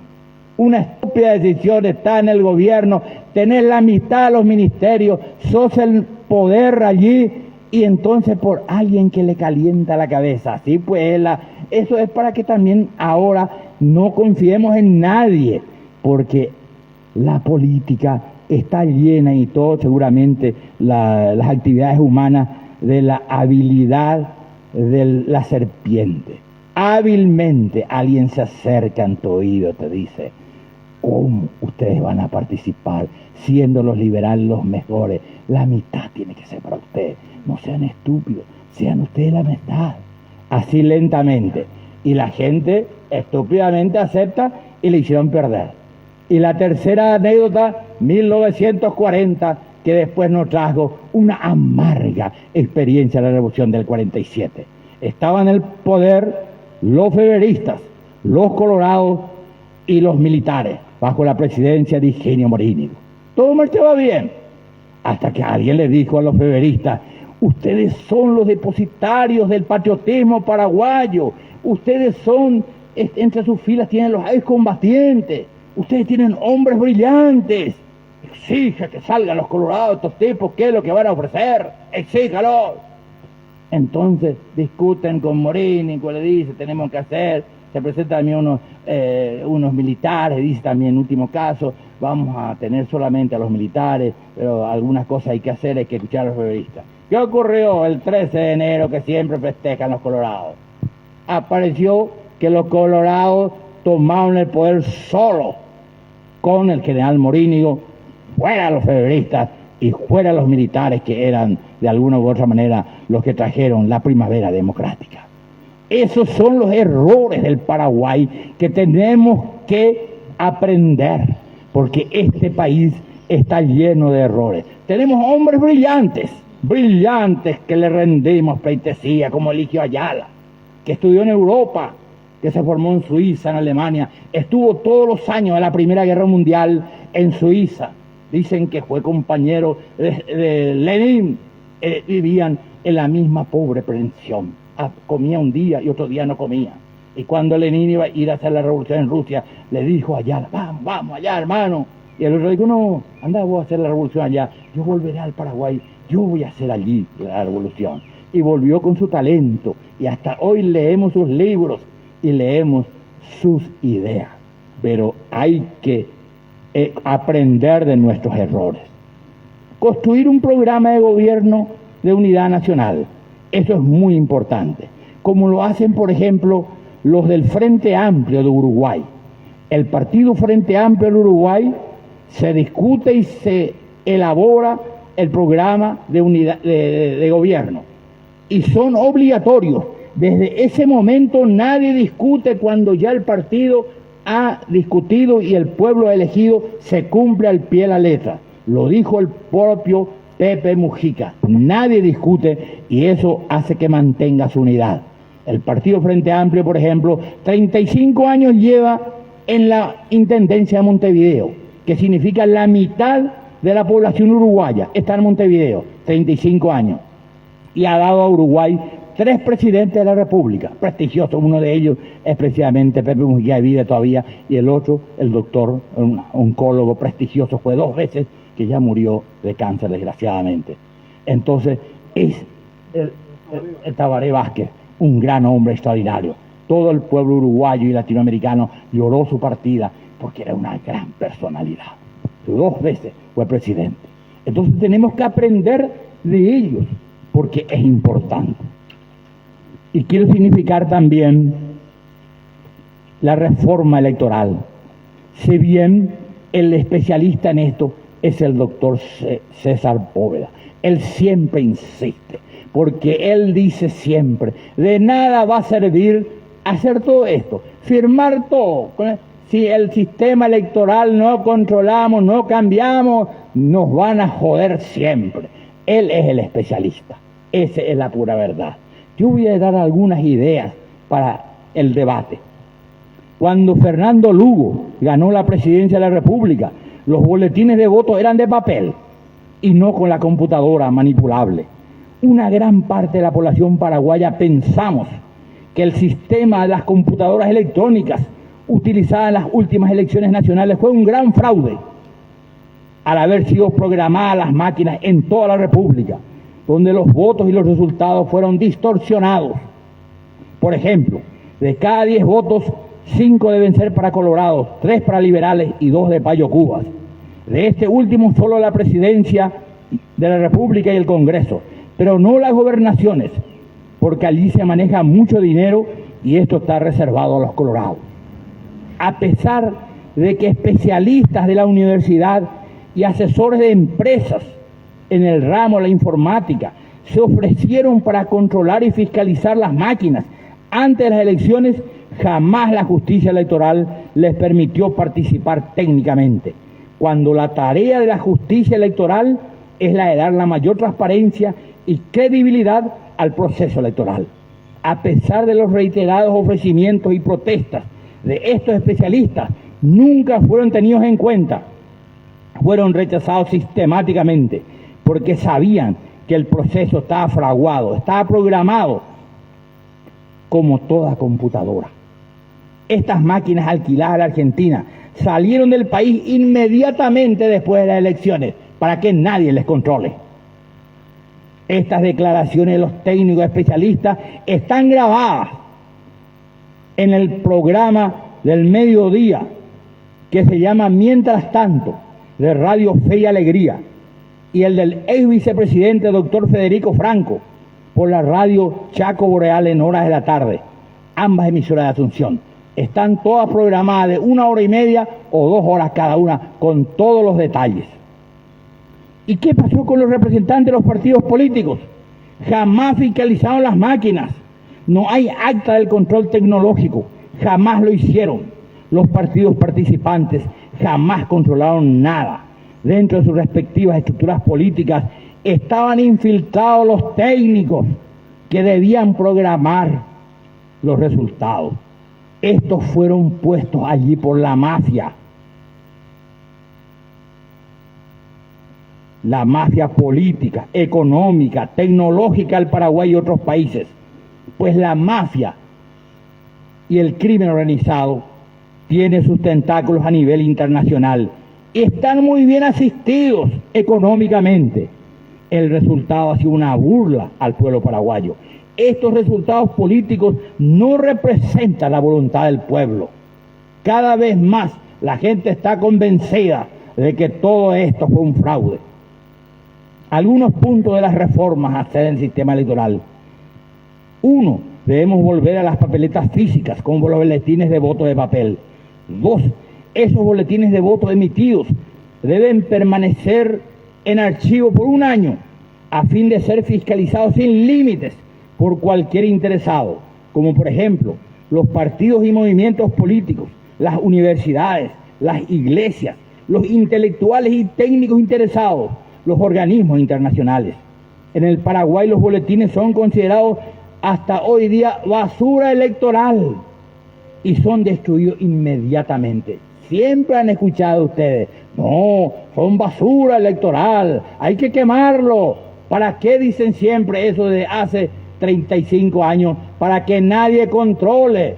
¿Ustedes creen que alguna vez se controló? Nunca se controló, pero sí hemos escuchado los fraudes existentes. Le hicieron el fraude a Argaña, le hicieron el fraude a Oviedo y le hicieron otros fraudes a Laíno, también desalojó presidente, una de ellas. Todos hay pruebas de que ha ganado la presidencia. Eso es la mafia en el Paraguay. Como dice el doctor Bóveda, mientras no cambiemos el sistema electoral, mientras no escaigamos realmente como debe ser, nos van a joder siempre. 5 minutos finales. Gracias. Las mesas electorales deben ser cubiertas por sorteo de cualquier ciudadano de la zona, como una carga pública y obligatoria, independientemente de su pertenencia o no a algún partido político. Además de la fiscalización de los representantes de los partidos y movimientos participantes. Los locales electorales deben ser distribuidos en toda la República en una distancia no mayor a 10 cuadras en el área urbana y 20 cuadras de 100 metros cada una en el área rural a partir del domicilio de cada elector, como se hace en Bolivia.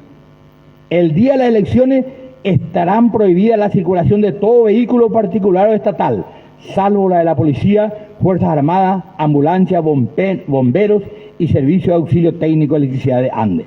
Para los locales electorales estarán habilitados escuelas públicas o privadas, colegios públicos o privados, universidades públicas o privadas, municipalidades, gobernaciones, locales de las Fuerzas Armadas, locales policiales y comisarías, iglesias, fábricas, locales deportivos de cualquier clase, locales de partidos y movimientos políticos, sindicatos obreros y patronales, cooperativas, mercados municipales o privados, supermercados, en general cualquier local donde la gente acostumbra ir. La publicidad de los partidos y movimientos y las candidaturas serán pagadas íntegramente por el Estado, como en Brasil, íntegramente por el Estado. La publicidad electoral será igual para todos los partidos, sin excepción, radio, prensa y televisión, y en la parte pública, en la parte callejera. Y el subsidio electoral que se paga va a permanecer, pero con una obligación única de utilizar todo ese fondo en la formación cívica de los partidos políticos, para cursos, seminarios, eventos culturales y deportivos de cualquier clase, impresión de revistas, libros, folletos o cualquier material y con cualquier formato tecnológico destinado a la formación cívica, moral, política, profesional y técnica al ciudadano. La rendición de cuentas debe ser cada 30 días obligatorio. Cuando no rinde cuenta o es rechazado, se cortará inmediatamente. La administración central tiene que estar a cargo de la justicia electoral y del Ministerio de Economía en forma conjunta. Y finalmente, tiene que haber el saneamiento moral de la nación, como ya lo dijeron los obispos hace 50 años. el saneamiento moral de la nación a través de esta formación, a través de la discusión, a través del debate, a través de la lucha y del valor de paraguayos y paraguayas. Y el saneamiento moral va a ser la base de la nueva democracia paraguaya que estamos llamados nosotros a construir. Y como decía el héroe de América, hasta la victoria siempre. Muchas gracias. Bien, muchas gracias, doctor Justiniano Velastiquí, por este apasionado relato de nuestra historia azarosa en democracia y las cosas que tenemos que resolver para que ella realmente funcione para la gente. Este es un espacio abierto entre los disertantes antes de las preguntas del auditorio. Cristian, si tiene una pregunta a alguno de ellos, algún comentario, me pasa el micrófono. A cualquiera de los dos, o algún comentario sobre lo que expresaron uno de ellos.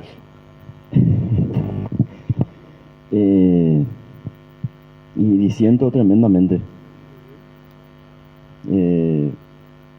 Pero entiendo desde qué lugar hablan, no estoy desconociendo ni digo que esté bien ni mal. Eso, disculpadme que no... ¿Pero por qué? ¿Y con quién? O sea, el caso del señor es distinto, ¿verdad? Yo entiendo desde dónde él habla y estoy de acuerdo desde el trabajo. No creo que la solución sea el subsidio, ese tipo de cosas. Pero tampoco estoy en desacuerdo. O sea, yo no sé si hablar, no quiero hablar nunca de bueno o malo, porque eso es lo que yo creo que hay que acabar y terminar, ¿verdad? Porque si no salimos de esta caja de conversación y debate que creo que no nos llevan a ningún lugar. Y respecto al señor, honro muchísimo. Yo sé que él es de un pensamiento que llevó al mundo en su momento a descubrir, a hacer muchas cosas. Pienso que esto último que usted dijo, señor, el saneamiento moral, yo no sé si hay personas que piensan bien y piensan mal. Yo creo que eso es lo que nos está matando, de creer que hay personas que piensan de una forma, que hay una forma correcta de pensar, ¿verdad? Yo creo que cada uno tiene su forma de entender y distinguir el mundo, y eso tiene que ver con la historia de cada uno. Ayer justamente una persona me decía, el que quiere trabajar, progresa, ¿verdad? Y eso no es tan así, ¿no? Yo conozco mucha gente que se rompe el Q todos los días y no se va a ningún lado, porque el progreso tiene que ver con muchas cuestiones de a quién represento, dónde trabajo, ¿verdad? ¿Qué clase social tengo? Yo, por ejemplo, tengo muchísimo más privilegio a la hora de trabajar y emprender algo que otras personas que están acá. Entonces, ¿desde dónde le vamos a juzgar a las personas que tienen, por ejemplo, otra clase social? Eso. Pero no es que estoy en desacuerdo. La idea es cómo lo de él con lo mío podemos hacer algo nuevo, Benjamín. Fernando, comentario. Sí, yo te quería consultar qué fue lo que te hizo cambiar, qué fue lo que hizo de clic en vos para que pienses diferente, no como empresario. Porque algo te hizo cambiar. Hablaste de ese cambio, pero no dijiste el motivo de ese cambio.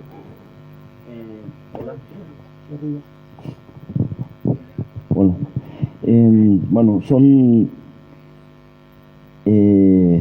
Mi señora dice, mi esposa dice que yo debería trabajar pues yo quise ser piloto aviador, ese era mi sueño, y ella dice que que yo tendría que trabajar para encontrar problemas, ¿verdad? Porque ella dice que a mí me mantiene vivo buscar dónde hay un problema y no estar feliz con lo que tenemos, ¿verdad? La gente a mí me dice hay que disfrutar de la vida. No sé, a mí una de las cosas que me tocó con esto que me preguntás es, durante muchos años yo me acerqué a las escuelas públicas a dar charlas cuando tenía mi otra forma de pensar y hablaba del emprendedurismo y que los jóvenes tienen que salir adelante, hay que ser puntual, hay que esforzarse, toda esa parafernalia, esa idea.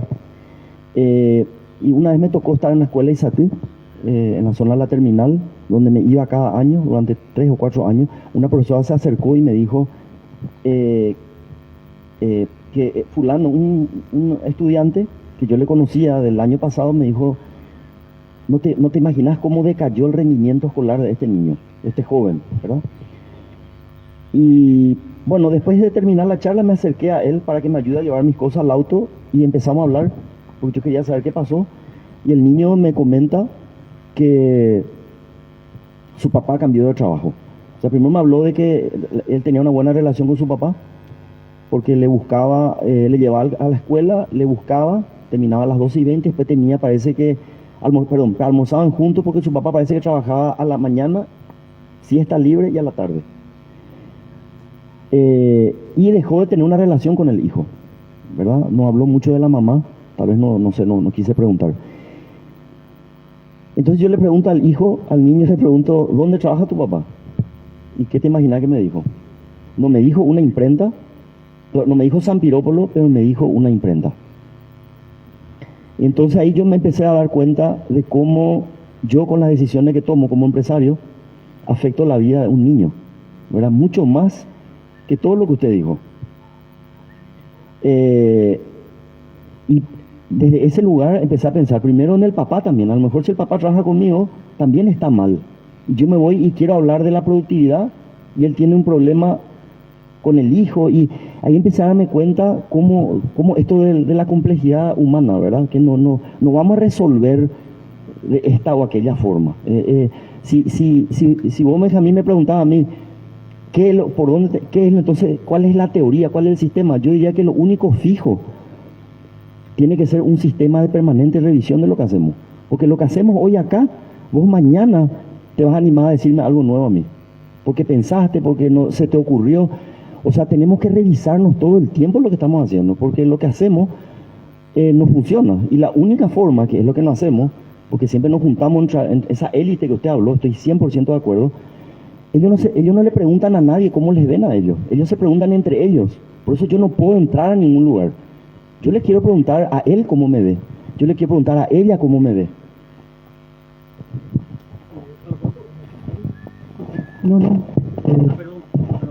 Y después también las fallas en la empresa. Eso, discúlpame. Las fallas, no puede ser que la gente falle. No falla. El ser humano no falla porque es humano. O sea, si yo tengo esto acá y se me cae, eso es un accidente. Pero si yo te cuento las fallas que nosotros tenemos en la empresa, y las fallas de Boeing no son fallas accidentales. Eso es resultado de un sistema sistémico, sistematizado, ¿verdad? Con redundancia, digo, que no funciona. La gente, yo no puedo decir lo que pienso en una reunión. Yo no le soporto a este señor, pero no puedo decir. Y él viene y quiere imponer una idea. Y eso va desgastando la relación, desgastando el sistema. Entonces tengo miedo a preguntar. En vez de preguntar cómo coloco esto acá, no pregunto porque tengo vergüenza y coloco mal. Después él viene y me dice, ¿por qué no preguntas? ¿Cómo voy a preguntar si no me siento seguro?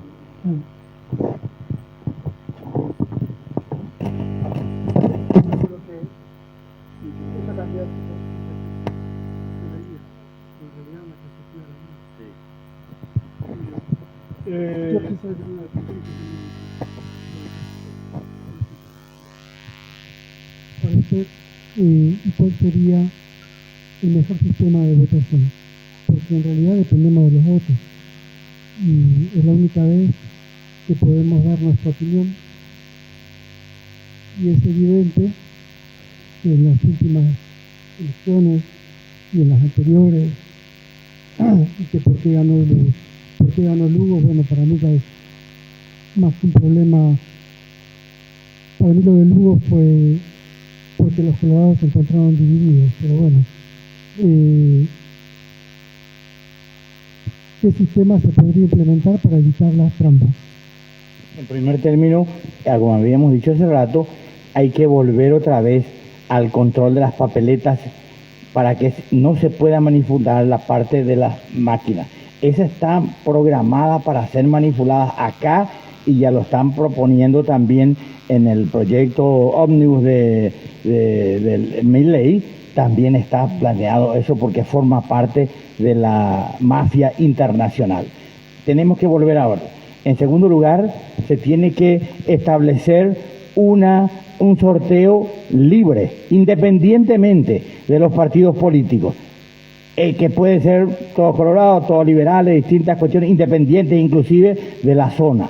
Y en tercer lugar, se tiene que establecer los locales de votación a no más de 20 cuadras del local de la casa del elector, para que vaya caminando y no pueda ser transportado por los partidos poderosos que manejan millones de dólares, como ellos mismos dicen. Compañero, la mitad de nuestra plata, hermano, gastamos el día de las elecciones. Me está diciendo la clave. Ellos si gastan 50 millones de dólares, 25 millones de dólares gastan el día de las elecciones. Eso hay que impedir para que ese día la gente vaya a votar. ¿Cómo se hace así? Se hace en Bolivia, se hace, por ejemplo, en Venezuela y en otros países también. También es importante el financiamiento del Estado, como se hace en Brasil. Toda la publicidad 30 días antes se tiene que ser financiado por el Estado. Los partidos no tienen por qué pagar nada a través del subsidio, porque eso también la mafia ha encontrado la fórmula. El Estado tiene que pagar. Cada uno tiene 30 segundos, 45 segundos, se pasa la cuenta, el Estado le va pagando allá. En Brasil se hace así. Y hay otros ejemplos también fundamentales. Y la que es más importante, la formación y el control ciudadano. Tiene que formarse cívicamente alrededor de un grupo grande de gente que esté dispuesto a construir la democracia auténtica en el Paraguay, para que en todas partes la gente se forme políticamente y pueda darle el valor al paraguayo, sacarle el miedo y sacarle el mito de que esto nunca va a cambiar, de que así nomás los fuimos los paraguayos, de que acá los colorados siempre van a mandar, de que acá la plata nomás lo que manda, pero acá es mentira ser intelectual, eso es mentira, es la mentira del enemigo, hay que enfrentarle al enemigo. Ese más o menos. Bien, gracias a esta primera descripción, doy un espacio abierto a las preguntas. El doctor Bóveda tiene una pregunta, y se dirige a uno en particular, por favor.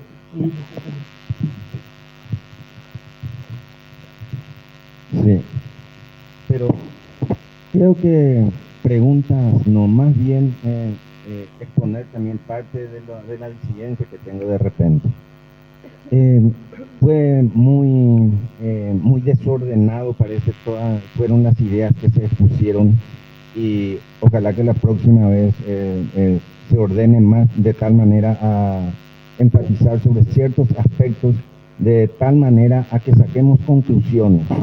No obstante, se habló de la democracia y qué es lo que la democracia nos puede dar y cómo podemos obtener logros.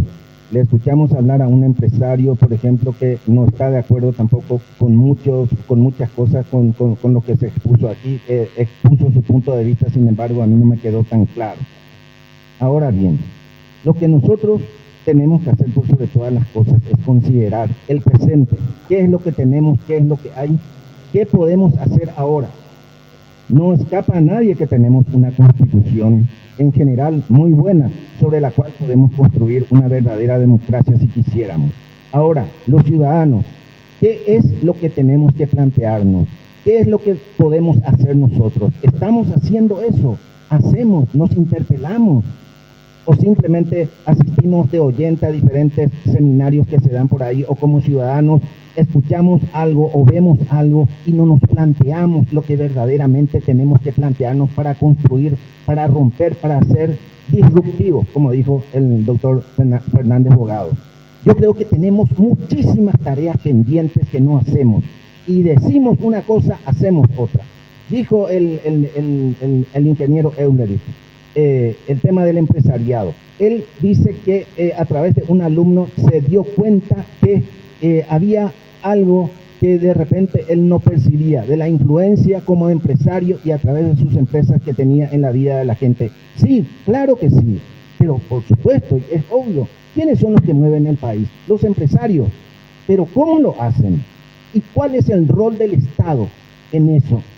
Nos planteamos eso como ciudadanos, sabemos o simplemente de repente nos guiamos por ciertas ideas o descalificaciones que hacen justamente desde las élites cuando les conviene y no nos ponemos a reflexionar verdaderamente sobre lo que debe ser. En ese sentido, le dije en una reunión de empresarios cristianos que me invitaron una vez, hablaron justamente sobre los temas, sobre su progreso, sobre lo bueno, lo bien que le van en sus empresas, y pedí la palabra y les dije que yo no estaba de acuerdo con mucho de lo que decían y festejaba el logro que obtenían, pero les hice una crítica constructiva, por supuesto, porque creo que de eso se trata, que el gran problema del empresariado paraguayo es la doble moral, y les dije por qué. Ahora bien, ¿cómo se combate esa doble moral? Porque el tema de las ganancias, de los intereses en juego, por supuesto, eso sabemos. Tiene que haber un Estado en ese sentido contralor, y ahí está la gran discusión donde se mete el aspecto ideológico que de repente no queremos tocar.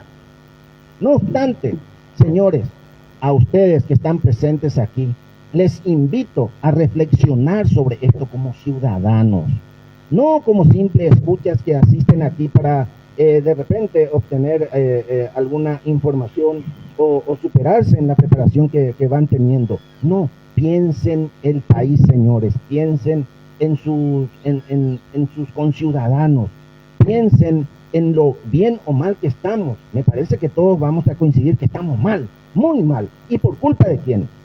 Estoy seguro que muchos de los que están aquí presentes, de repente, al salir de esta charla van a decir, pero yo me contradigo de repente o me contradije de repente en lo que sostengo y en lo que hago. Yo también fui partícipe o soy responsable de tal o cual situación de la que no me hago cargo. Y eso es lo que tenemos que hacer, señores, hacernos cargo, asumir nuestro rol ciudadano con mucha responsabilidad, e influir en nuestro entorno, en nuestra familia, a debatir estas cosas en la sociedad donde pertenecemos, de tal manera a cambiar esta situación. Y esto, señores, no va a cambiar nunca si es que no cambiamos el tema de la justicia electoral. Por un lado, la eliminación de las urnas electrónicas, y el otro, el control que se debe hacer de las papeletas electorales. Yo no concibo que partidos políticos tengan que admitir ir a elecciones donde no exista la seguridad de que se puedan controlar las papeletas electorales. Entonces, eso es, señores, nuestro rol como ciudadanos tiene que ser el de asumir un compromiso, ser responsables y defender las ideas democráticas verdaderamente y entender lo que significa la democracia. Claro que sí, a través de la democracia, que es lo único que se descubrió hasta ahora que nos puede llevar a la realización plena como seres humanos, pero si la democracia o nuestra democracia simplemente es formal y resulta que quienes nos representan son todos delincuentes, bandidos, narcotraficantes, y nosotros mismos no hacemos nada al respecto, entonces no vale nada de lo que podamos hacer. Esa es la reflexión que yo dejo, señores. Muchas gracias, muy amable. Otra reflexión, Germán. ¿Sí quiere usted una intervención sobre el tema? Sí, primero que nada, buenos días. Me gustó mucho la disertación de cada uno. Los temas son varios, pero me quiero concentrar sobre la agricultura y la semilla transgénica, y que de algún modo sí podrías esclarecernos un poquito más cómo esta semilla que no se puede recultivar puede llegar a poner en riesgo la democracia. Y otra pregunta es, ¿qué porcentaje de cultivos tenemos en Paraguay ya con semillas transgénicas?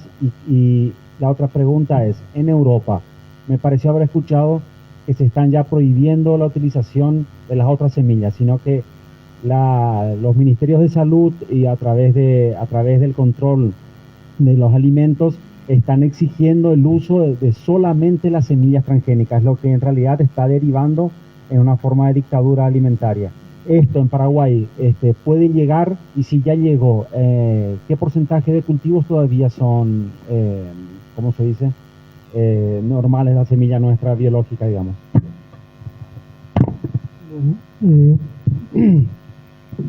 ¿Cómo explicar esto? La primera pregunta, ¿en qué nos puede influir con el tiempo? En la dependencia económica. si nosotros dependemos de una sociedad anónima para alimentarnos, para alimentar a la sociedad, y tenemos que comprarles a ellos las semillas, vamos con, no te digo, no a presente, pero a largo plazo, nuestra alimentación va a estar comprometida, porque vamos a tener que ir a pedirle por favor que nos vendan una semilla de tomate para poder plantarla. Hoy, en Paraguay, porque en otro lado no se puede hacer, algo que yo hago, es producir mis propias semillas. De la mayoría de mis, yo planto unas 40 variedades de hortalizas y un 70% yo produzco mis propias semillas. Algo que estaría prohibido en Europa, porque hoy día las semillas, en Estados Unidos, hoy día las semillas tienen un propiedad, y el propietario no te permite reproducir sus semillas. Estamos hablando de las semillas normales, las que se pueden decir orgánicas, que en realidad no son orgánicas. Después tenemos las semillas transgénicas, y ahí es donde comienza el problema. En Paraguay todo lo que es soja es todo transgénico. Nosotros no tenemos más semillas normales. No hay soja orgánica. Y si hay muy poca y no sé quién la tiene. Yo en una época busqué porque quería plantar soja orgánica y no conseguí la semilla. El maíz está ocurriendo lo mismo. El girasol está ocurriendo lo mismo. Y va a llegar el día que puede ocurrir lo mismo con el tomate, la lechuga y todo lo que consumamos, como que nosotros consumamos para alimentar. Y ahí es cuando se pone grave la situación, cuando vamos a depender de un tercero para poder alimentarnos. Por eso es grave. Me decías que en Europa, sí, en muchos países se están prohibiendo las semillas transgénicas. Es más, Monsanto vendió a Steve Gates, una empresa suiza vendió. A la alemana, sí, a Bayer.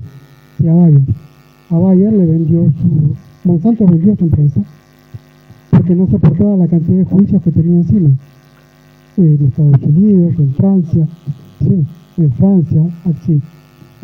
a causa del glifosato. Y porque se dice que es cancerígeno. Y acá los productores de soja se van a destruir si llegas a decir algo así. Pero es la realidad.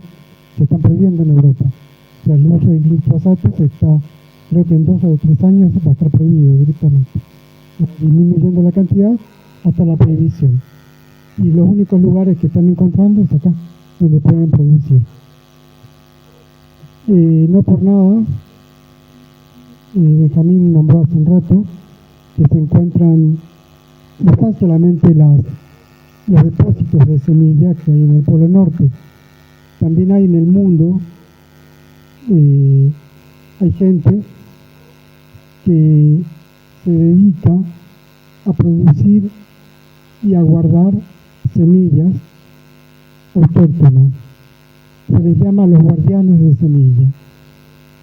No existe una organización que nos une, pero cada uno en su país trata de hacerlo. Yo lo hago en Paraguay, otras personas lo hacen en Chile, otros lo hacen en Perú.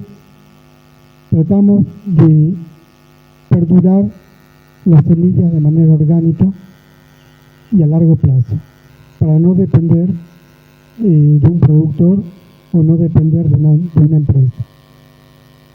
A eso se les dice guardianes de semilla, pero son no proyectos, son inversiones de tiempo personales. No existe una organización que nos una o que nos lleve, que nos signifique para hacer eso. Se hace de forma individual, porque no le conviene a las empresas. Es un problema para las empresas. Bien, ¿alguna otra pregunta del auditorio? Nos quedan 5 minutos. Profesor Pinto, de la compañía Cabañas, aquí en Cacupé. Buenos días para todos. En realidad, durante toda la exposición quedó bollando varias preguntas en mi cabeza, varios cuestionamientos. Y quiero centrarme solamente a la democracia que de alguna manera nuestro querido Paraguay está transitando. Se van a cumplir 35 años desde 2 y 3 de febrero. Y desde mi punto de vista coincido plenamente con el doctor de que necesitamos educar al pueblo paraguayo,